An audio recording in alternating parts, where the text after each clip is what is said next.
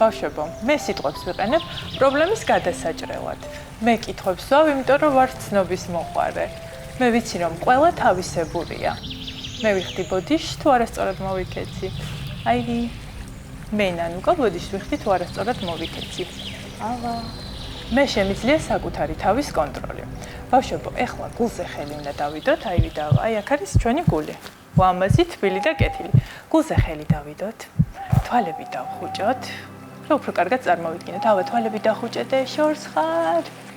თვალები დავხუჭოთ, თუნდაც გახელილი გქონდეთ და წარმოიდგინეთ ოთახი, სავსე, ჩვენი მეგობრებით. ყველა ბედნიერია, ყველა ერთობა. აი, წარმოგიდგენია? ავა, წარმოგიდგენია ოთახში სულ ჩვენი მეგობრები არიან.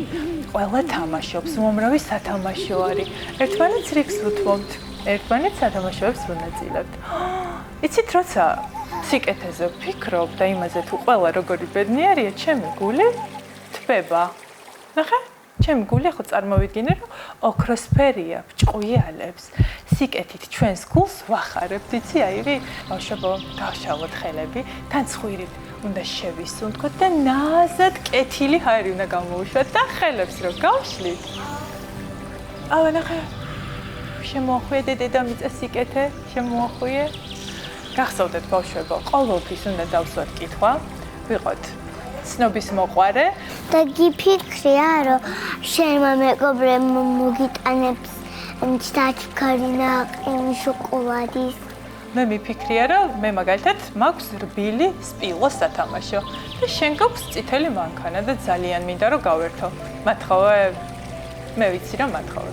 ეს უფრო სახალისოა, იცი, სათამაშოებს რო გაცვლი, უფრო სახალისოა. თუ რაღაცაზე გავბრაზდი. გაბრაზებულები ვართ ხო? ნახეთ, ცოტა ხანი განმარტოვდეთ საკუთარ თავს. კითხვა დავუსვათ, რაზე ვართ გაბრაზებული? ემოციები მოგვეძალა ძალიან.